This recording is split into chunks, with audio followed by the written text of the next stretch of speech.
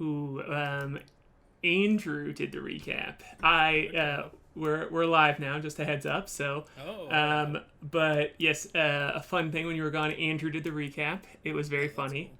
Cool. Awesome. I wrote it and he read it in Flute's voice with some added Flute jokes, and it was very good. Wonderful. Hi, hello, welcome everybody. We're doing a little fun Sunday stream here with number one. I want to make sure that we've done level up streams for Moonboy and for Click, and that today we're going to do one for K.A.I, and then at 5 o'clock Mountain Time, we're going to do one for Andrew. But before we get to that, Aaron, you were gone on last Monday, and so we had a little discussion about how K.A.I could help the party, and K.A.I definitely did. He rolled amazingly. Yeah, stopped the lair actions from happening across the board. I didn't get to use my fun Steam trap, which was cool. But I wanted to do a little, what happened with K.A.I here, right now, with us. So let's just jump into that scene, if you're cool with that. Yeah, let's do it. And I love this too. You haven't watched the new episode, right? You haven't watched Monday. Okay, I think that works. I got home at 1 a.m. last night. Trip, so. Yeah. Well, good. I think that adds some fun chaos to this. There's the question in the chat too. I want to tell everybody. They asked if the level up streams would be added to YouTube. Yes, I'm going to put them all nice and together, and so you all can check them out there. All right, cool. So K.A.I, you were in this Hellmouth room. Hold on, I have a little Jason Wardell magic just to let's see if this works well. All right, cool. Chat, tell me if the music is too loud, please. You were in this Hellmouth chamber of sorts below the ground with your party, got chomped on by these infernal fish, and you, as they enter this room and are about to have an encounter, have a negotiation with this infernal being, just put together the pieces that you could interact with this place in a way that you would have before, as you have built this arcane body, built this body for yourself as an arcane entity, and Gregory Punch blew apart a cell, some sort of cord that allowed for energy to travel throughout the room, and you notice there was one still intact and still had this hum to it, and it was very easy for you to kind of connect with it, thinking maybe you could disrupt things with somehow. But in this connection, kind of in a poking, prodding way that caused you to tumble down a wormhole a little bit and have your arcane form be fully, I don't want to say taken from your body, because this is an ability you have as an arcane entity to pull yourself out of your body that you made, but it's just kind of like in for a penny, in for a pound, with you connecting with it. Exactly. So I'm going to tell you what you see. Could you talk for just a second? I want to make sure your volume is right. I can talk. How do I sound? Hello? 1, 2, jacking into the hell machine. All right, there we go. In this hell machine jacking,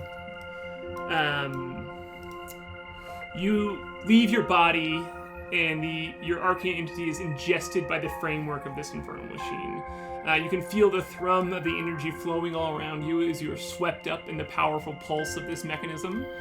And you don't see anything, but you do sense the swift travel of energy throughout the mess of conduits that line this hellmouth. There's a rushing sensation, and you feel the energy shift and turn, focused on a goal. And you imagine it's some sort of trap being sprung in the room around you, which you have already successfully rolled for these things. You've already successfully rolled for these things, but I would still love to hear kind of in this bodiless form how you imagine you would go about gumming up the works here. Sure, I think I reach out with my arcane consciousness, and I'm able to sort of, as I reach out with my energy, I'm able to see the entire mechanism of this device and relatively easily able to flip switches and throw wrenches into various mechanisms that gum up the traps and stop the workings of the machine. Yeah, absolutely. And you can feel that there's water, like a reservoir of water inside this chamber, and nozzles are starting to open to allow this water to come rushing out, and you feel that it would not be a good thing. So you just kind of like clench those tightly as you now have what feels like to you reins held on, kind of like to this energy that is flowing throughout the room, and you have a tight hold on it. And there's a couple more times where you can feel a jerk and a pull of these to try and make the room react to what, like a beckoning of sorts, this rerouted energy. But you were able to hold tightly to these reins again and again. Excellent. And in this, it's not clear to you how much time is passing as, you are nothing but energy spread throughout a machine right now. But you do, as you're holding onto these reins, your consciousness is spread a bit. As you said, like you can feel all the switches. You can see all throughout this machine, and it goes from being a thrum, this kind of tingling energy, and you find yourself like a shape forming in front of you, and it looks like a large blurry library. There are 4 stories of windows that seem to be lit, almost as there's a soft sunset outside, but everything in here has soft edges. There are muted forms throughout the room, and some are sitting at wide tables in front of you, and there's chairs strewn throughout. There's sort of like set shadows sitting on the seats, and all 4 stories seems to be bookshelves that are more of smudges than individual spines filling them. And here you are, just kind of like holding. You look down at yourself, and you're just kind of like this blue misty form, and you can see the tendrils of energy kind of like connecting to this room, but and they are almost like bleeding into you as you are an amorphous being in this area as well. What do you do? Does this library look like it am I seeing something outside of where I am, or is this something within the energy of this space? Well, I would love for you to roll either a perception check or an arcana check, and you get a different answer depending on which one you roll. I'll go for arcana. Bring up my character sheet as my mouse stops working. I love doing one person in the DM sessions. They're I've done them a couple of times in other home campaigns, and I always love moments like this. So thanks for doing this with me, Aaron. Absolutely. Sorry, my mouse just died. No problem. I have, just so everyone knows, this is Jason Mordell's music from the last session, a clip from it that I've snagged, so it's very good. Okay, Arcana? Yes.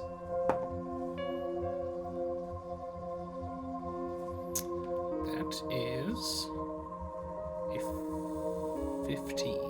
15? This seems to be a manifestation that your consciousness has sorted out for the internal workings of this machine. Sure.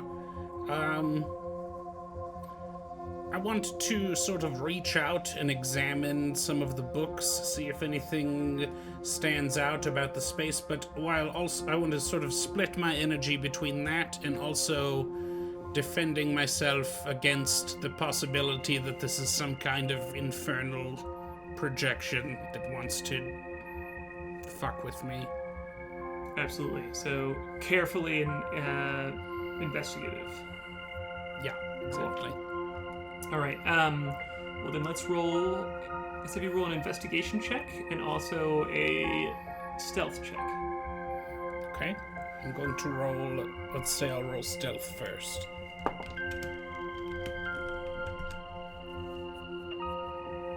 Stealth is going to be a 14. Not great. All right. The roll is very funly themed infernal dice.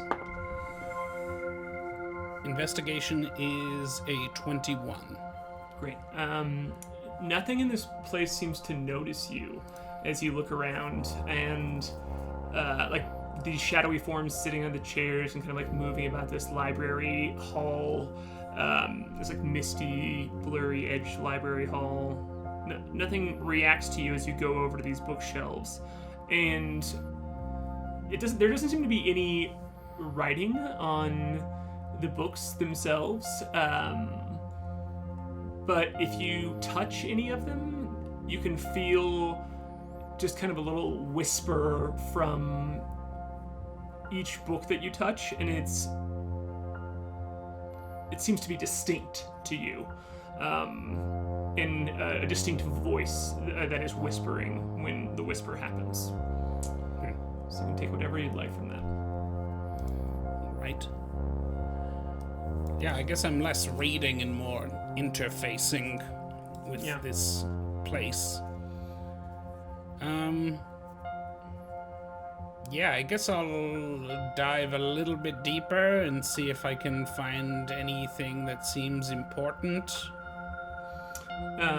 Well, I will say with that high of an investigation check, you know that this place is created to kind of be a projection of how this infernal machine works, and so any book is going to give you specific information about the different corners of this thing, and so if you want a specific type of information, you can probably go find it. It just takes, some looking for it, and So this is more of like this room works in the way that you want it to. So if there's a specific information that you're looking for, you can call it up. I want to figure out as sort of concisely as I can what the purpose of this machine is, because it has to be for something other than turning on the traps. Okay. Cool. I'm gonna have you roll another investigation check. All right. 26. Wow. Holy shit. I didn't know. I forgot that K.A.I was so investigative. Is that a word? Investigative. Investigative. Okay. So and yeah. I also rolled a 17. You also rolled a 17. That's still +9. Look at you. So yeah, you absolutely. It doesn't take you long at all walking along this kind of like orange glow, this orange lit, misty, soft room, for the books to kind of pull themselves out and get a bit clearer and more distinct. And a few of them open themselves in front of you just as you walk by, and they kind of float around. And none of these shadowy forms sitting at the table here and there seem to even notice you as this is happening. And you start to see images come up from these different books, and the first book that opens, you just see a large tree grow out of it in front of you. It almost fills up your whole it's almost as tall as your arcane form here for a second, as it just like grows and gets bigger and bigger, and it's different branches branch far enough out that you see small planets start to form on the end of them, in the roots themselves, as well as they start to spread out. You see these orbs grow, and they have continents and oceans, and some of them are frozen, and some of them are more flat, and they just seem to be like fire moving around or like air moving around, but still have this same form from all of the different sides of it. And then another book opens up, and it is just full of flames, kind of churning and moving around. I've read that one. Yeah, you have to read it in high school. And the third book opens up and resembles heated metal, as you just see like rocks kind of like melt and then start to be shape themselves between the two and connect this tree and the fire, and it turns this like purple black color as it's as they connect. And then a fourth book floats in front of the three of those, lays itself down and opens up, and you see again one of these like softly muted, kind of almost made of smoke, humanoid form come out of it. But there is a large crown that is pointing on a few different sides here, and I would like to have you roll a history check to see if you recognize this person at all. Right. It's another 17. That's 20, identical, 26. All right. Wow.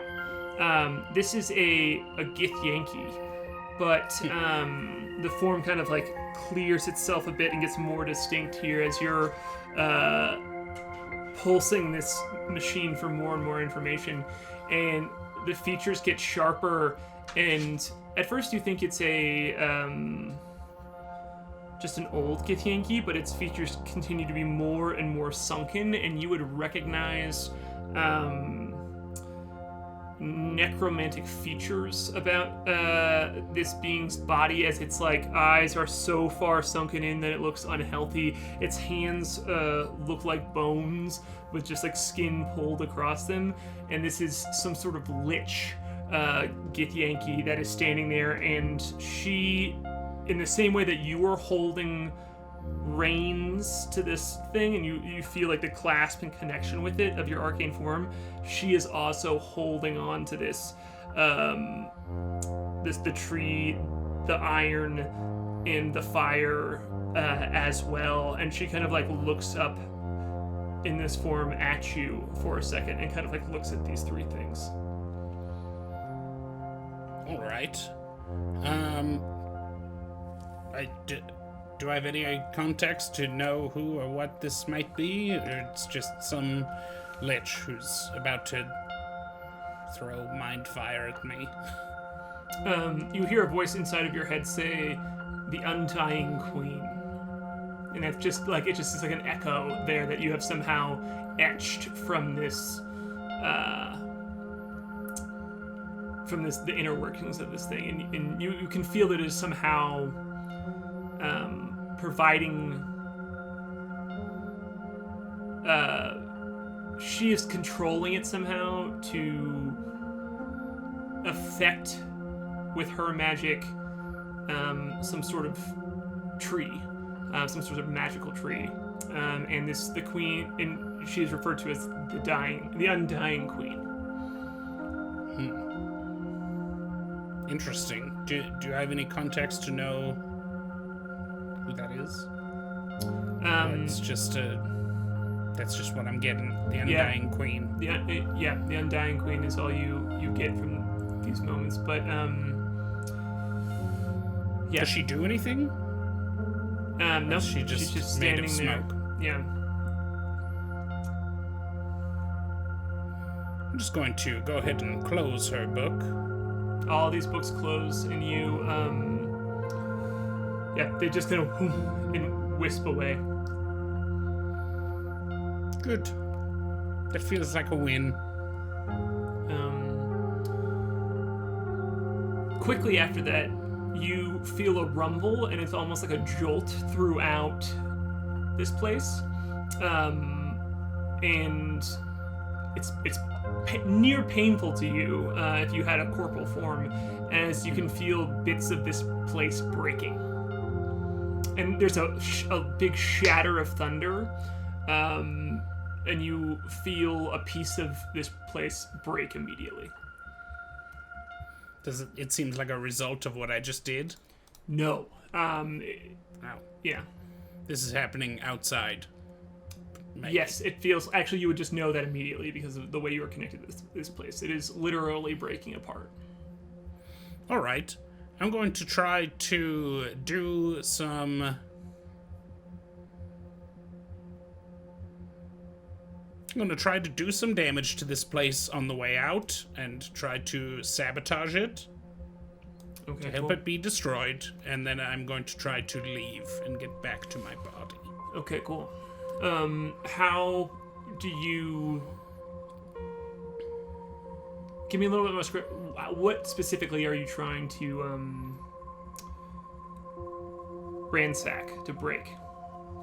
Kind of like with that vague information that you got from how, like what the machine is doing. What do you want to prevent this place from doing? I want to stop the connection. It seems like there's some kind of planar implications, maybe, with the fire book and the earth book and the tree, so I'm going to try to scramble up those connections and just kind of mess with the data center that I'm dealing with here. Okay, cool. All right. You, as you're, again, just like not moving around at all, but pushing your consciousness into the pieces that are touching some, like, any kind of like planar spots, you feel a similar, it's like a current of energy almost, and you know that it would be dangerous for you to get closer to this, but you know that you need to get closer to it in order to sabotage this. You can tell me what role you think you were doing, and I would say you're welcome to use Arcana if you want to kind of like successfully navigate getting close to this vortex, let's call it, this pull. Can I use... I guess I don't have my Tinker's tools, because I'm not in my body. But I would say you were in a place where you were kind of... you can use your Tinker's tools. I would say that there's some sort of connection with this manifestation that you can. All right. Yeah. I'm tinkering with the arcane code, if you will, of this place in the same way that I do when I'm in my body using my tools. Does that make sense? Yes. Yeah. Like I'm doing the same thing. I'm just jacked into the mainframe, so I don't need to use the tools. Yeah, the misty form almost becomes the tools, because you're not bound to having hands. It's more of just like these little spindles and bits of your arcane energy form, and it's if you would imagine. This is the sci-fi movie scene where you have to go out on the edge of a dock that is, the wind is whipping around you, the suction toward this vortex that you can feel, which is not a physical place, but is this energy just like zooming toward a spot, and you have to get closer to it in order to touch this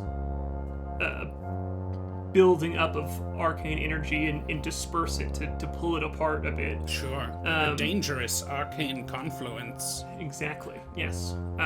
So if you could roll an Arcana check to navigate this well. Arcana, not the Tinker's tools. Oh, Tinker's this tools. Is an Arcana? Right. No. Okay. This is Tinker's tools. You're right. All right. 27. Oh man. 14 Look plus at you. 13. I'm gonna start making DCs 30. I guess one of those history checks was a 30 DC, but still. With this 27, you can feel the disconnect in the same way that you feel the physical space kind of collapsing outside of you. You can feel the connection of the arcane energy that you are inside of and the arcane energy that is part of another world lessening. The current is getting a little less strong with each pluck, each pull at this, and until the point where you the color around you is going from this like purpley green to a more light blue and this hazy yellow as well. And you just for a moment see the most vivid physical form that you've seen so far in this, as you see a tree root just kind of burst out of nowhere in front of you, and it floats there for a second, and it goes from looking withered and kind of like covered in this like dark purple sap to expunging that, to pushing all that like dark purple sap out, and it's like watching a time-lapse video of a plant get healthier as it like becomes more green, and like small leaves sprout from it and the roots grow out a bit, and then there's just a whoosh as you were kind of like separated and pushed away from that. That feels like a success. It was a success. And now this library that you were pushed back into, the shelves are literally just like turning to ash a bit at a time into instead of being this misty form that is becoming a bookshelf, is instead just turning into this like dark dreary cloud that is expanding here and there. And you were trying to get out of this place, correct? I am. I would like to leave before I get control all deleted. How are you trying to find a way out? I want to build myself a doorway. I just want to snip myself a doorway in the or like reroute the pathways of this place just to make the door right here. Okay, great. With that, I would love to have you give me... Let's just have you use your Tinkerer's tools again. I think that's very fun. As you're kind of like looking around, you know, in this tumbling... I love the scene of you just in a crumbling library, whipping out your tools and starting to just like build a door from nothing. That's a 15. I rolled a 2. I'm going to use a flash of genius. All right. To make it a 20. Well, 20 was the DC exactly. Look at that. Look, you got a 2. You got a 2 and you still succeeded. That's wild. Aaron yours, everybody. And cool, great. Boy, that's wild. That's all right. And with that, you absolutely kind of. I would love for you to give us a scene. What does it look like for this arcane entity? This just kind of like blue, glowing mist to create a door for itself in a crumbling library. Like I sort of reach out with my energy, with my arcane consciousness, and just bend the pathways of this place in on themselves and fold them over until the exit is just right in front of me, and I just float on through. And for a moment I can see the material world and my body and all around as it ghost. You can see Moon Boy like frantically looking around this room, the room that you saw previously with all the like windows that had these like misty forms behind them, these kind of like glowing souls, and like frantically you see him smash a window with a thunder spell, like frantically looking around trying to like find you, and he starts to drag your body, but Click hops over and scoops you up and carries your form out of this crumbling hellmouth and back toward the entrance. And with that, we can call it, as you successfully got out of the Infernal Machine, and did a little damage while you were in there, got a little knowledge, and we can call it right there with this itty bitty micro session. Very cool. That was fun. Cool. Thank you, everybody. Thanks, folks, for hanging out with us here. This is great. Again, this is a little side mission here for K.A.I, as Aaron was not at the last session, but he was inside a machine helping the party, and I wanted to make sure that you got to poke around a little bit. Yeah. Rolling rocks even when you're not at the session, making sure I can't use any other actions. I love it.